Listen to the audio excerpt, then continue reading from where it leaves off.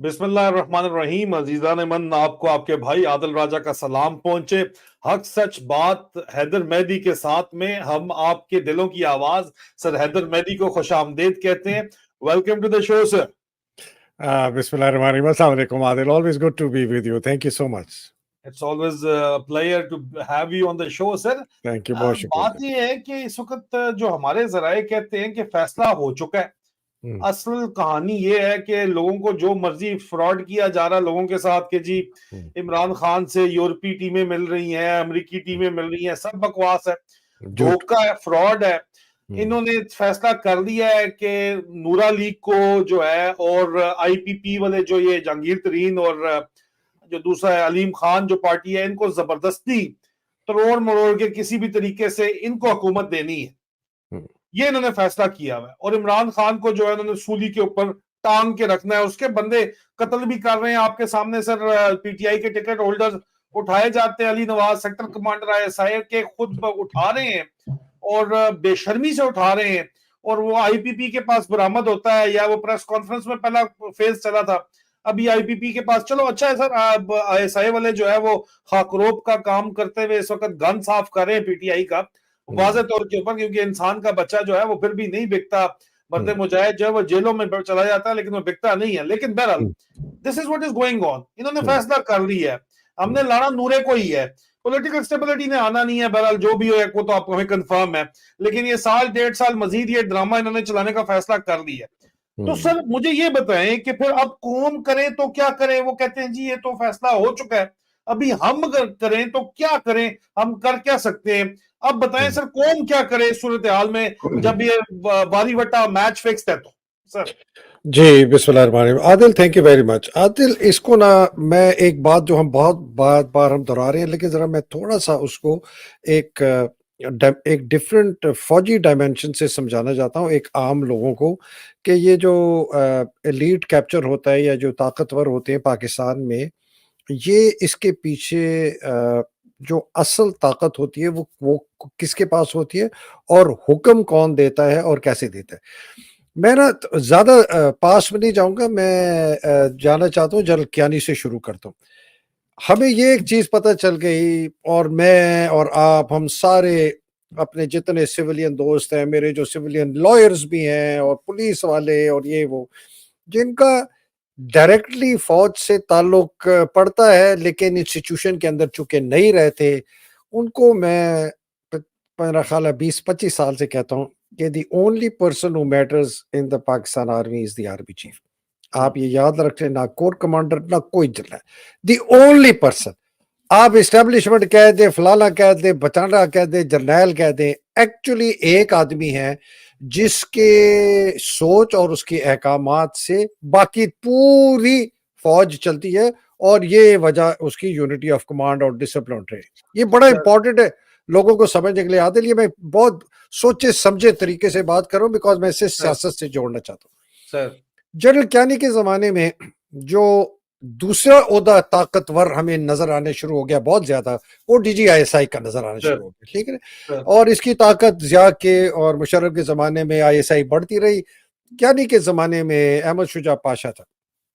ایک سوچ یہ آ گئی تھی کیانی صاحب کے دماغ میں, کہ حالانکہ انہوں نے فائدہ خود بہت اٹھایا تھا زرداری, اس کے یار یہ نواز شریف اور زرداریوں سے جان چھڑاؤ تو ہمیں کوئی الٹرنیٹیو دیکھیں. تو انہوں نے دیکھا کہ یہ عمران خان ایک ابھرتا ہوا سیاستدان ہے, بڑی سپورٹ ہے, یوتھ میں ہے.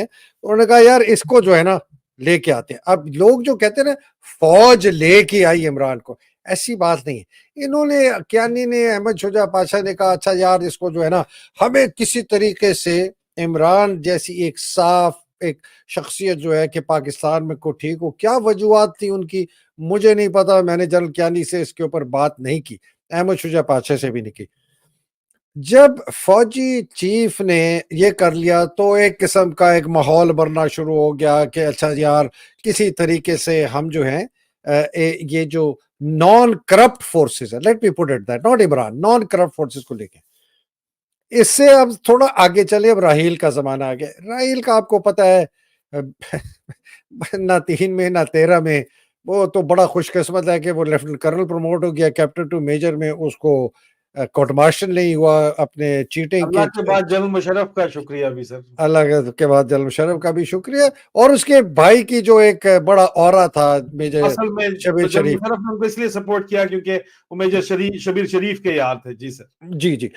तो लेकिन आपने ये देखा कि उस वक्त जहीर जो DGISI थे ना, इनके जहीर, जी सर। और उन्होंने भी कहा यार कुछ हमें जो है पाकिस्तान को ठीक करना है। मैं वो उसकी अपनी सोच या जो भी है गलत सही बता मैं ये रहा हूं कि ताकत जो है ना वो, और राहील आधा पाँव इधर भी था आधा पाँव उधर भी था, लेकिन उन्होंने ये भी ये किया कि यार नॉन करप्ट फोर्सेस को लाए थे।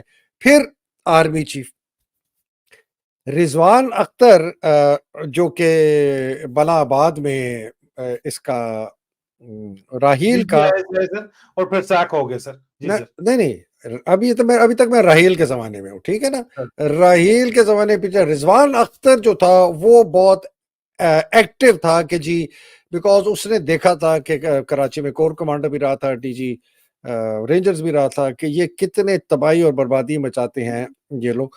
तो उसने भी ना इसी चीज को आगे करने की कोशिश की, और राहील चुप बैठा। राहील ने कहा कि शायद मुझे एक्सटेंशन मिल जाए। असल ड्रामा जो है ना वो शुरू होता है जब 2016 में बाजवा अपॉइंट होता है। बाजवा ने कहा कि ये जो DGISI है, बना तो ये नवाज शरीफ की मर्जी से बना था, बैत ली थी इसने, आपको पता है वहां पर बरी इमाम की जगह पर जहां एजाज अमजद था, इसका ससुर शुजात अजीम था, इसहाक डार था, जनरल अफजल जजुआ थे जिसका दामाद पीर था। बैत उन्होंने ली थी कि जी इसको बनाना, तो इसलिए बना।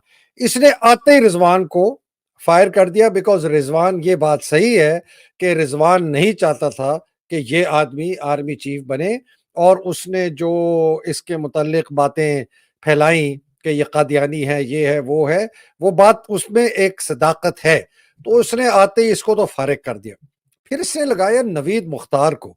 नवीद मुख्तार को इसने लगाया ये सोच के कि वो रिश्तेदार है मरियम का, चौधरी मुख्तार का मेरा ख्याल है बेटा है नहीं नवीद नहीं सर, मुख्तार। नहीं बेटा नहीं है सर, हाँ, बेटा नहीं है, वो शादियों का रिश्ता है वो शादियों का रिश्ता है, लेकिन जी उसने लगाया इसलिए कि यार नवीद मुख्तार मेरा DGISI होगा, ये सर। नवाज शरीफ का बंदा है, उसके खानदान का, ये मेरी बात। नवीद मुख्तार जो है ना उसकी तरबियत शायद कुछ और थी, नहीं चौधरी मुख्तार का बेटे थे, कर्नल साहब, इसके फादर कर्नल थे, सॉरी जी कैवलरी, जी जी बड़े सर। जबरदस्त, बड़ी अच्छी तरबियत थी।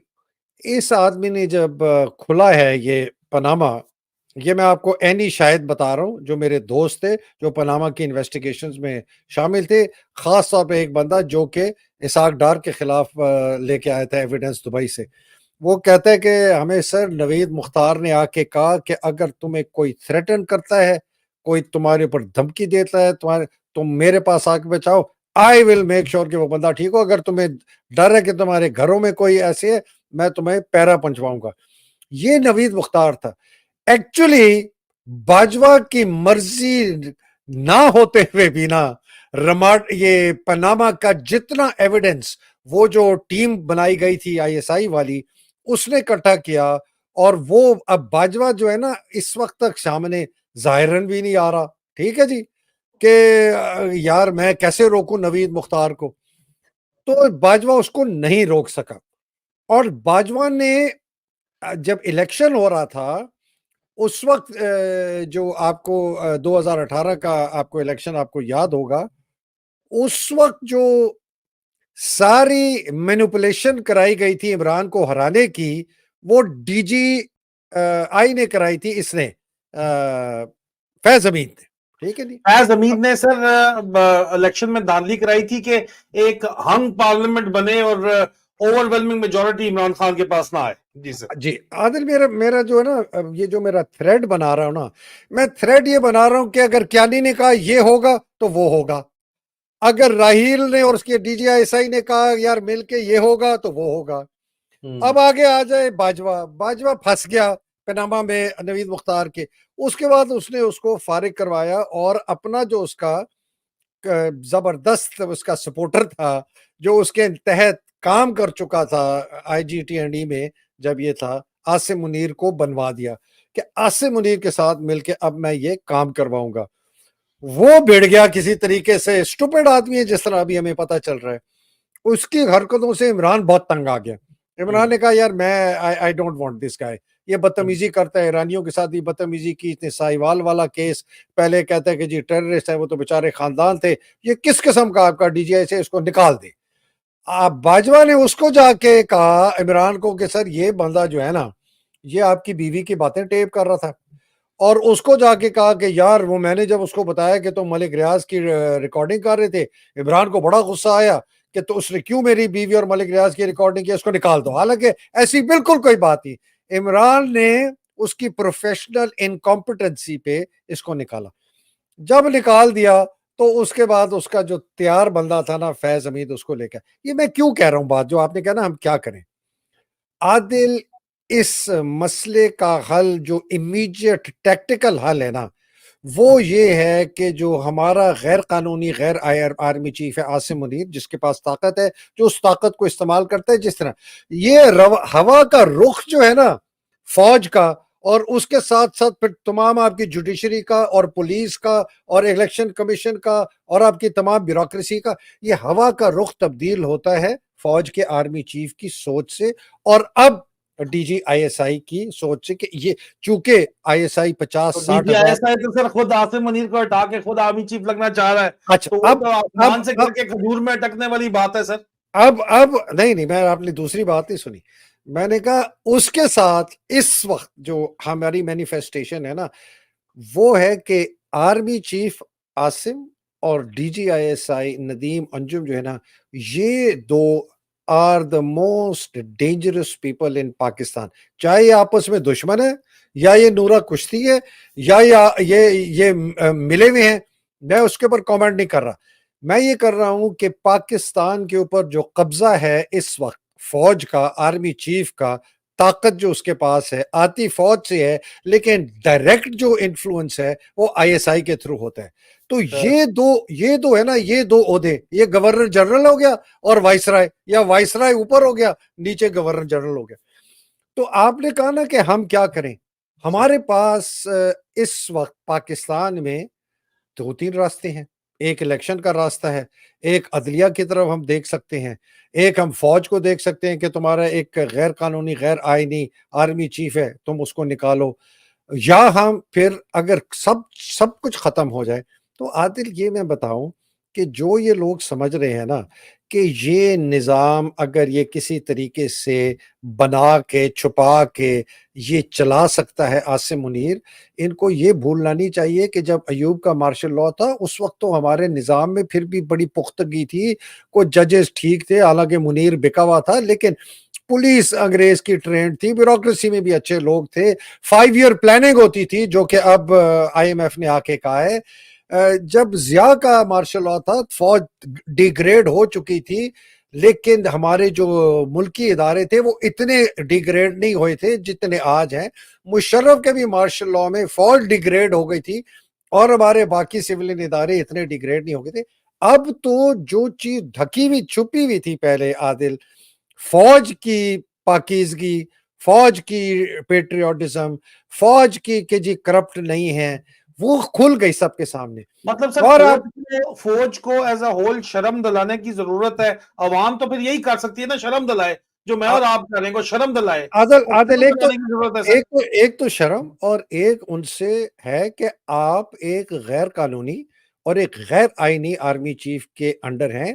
یہ آدمی, اس کے ساتھ جتنے 5 جرنیل پروموٹ ہوئے تھے وہ سارے کے سارے ریٹائر ہو گئے تھے اکتوبر میں, ماں سوائے وسیم اشرف کے, جو کہ 17. میں تو چیلنج کرتا ہوں یہ عاصم ملک کو چیلنج کرتا ہوں عادل, کہ وہ نکالے وہ دستاویزات کہ عاصم منیر جو کہ 28 ستمبر کو پروموٹ ہوا تھا اور 10 اکتوبر کو اس نے ڈی جی آئی ایس آئی کا اپوائنٹ ہوا تھا, وہ کون سی دستاویزات ہیں جس سے اس کی ریٹائرمنٹ 27 نومبر 2022 کی تھی. وہ دستاویز سامنے لے آئے, آئی ایس پی آر والا لے آئے, چیلنج کرتا ہوں وہ بتائے کہ جی under what rules of the Pakistan army اس کو یہ اینٹی ڈیٹ ملی جس سے اس کو 4 سال کی بجائے اس کو 2 مہینے اور دیے گئے.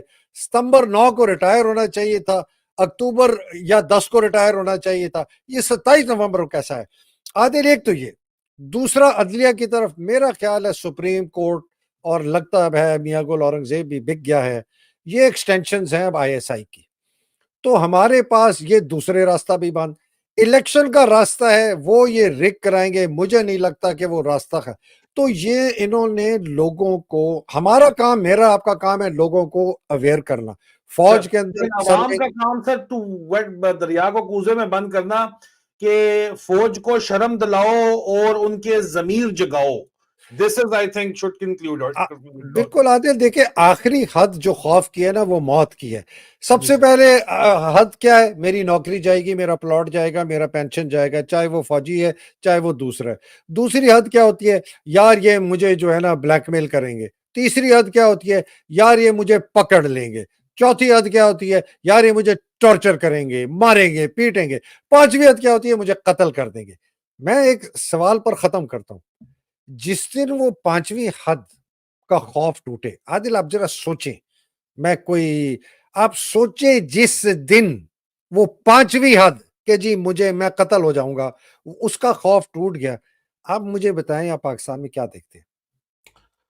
سر عزیزان من, آپ کے لیے اسٹریٹ اوے کنکلوڈنگ ریمارکس ہیں کہ اپنی فوج کا ضمیر جگائیں, آپ کے عزیز رشتہ دار موجود ہیں ان کو شرم دلائیں اور ان کا ضمیر جگائیں. دس از واٹ اٹ از. سر حیدر مہدی, بہت بہت شکریہ اس موضوع پہ ہم سے بات کرنے کا. سر بہت شکریہ, السلام علیکم.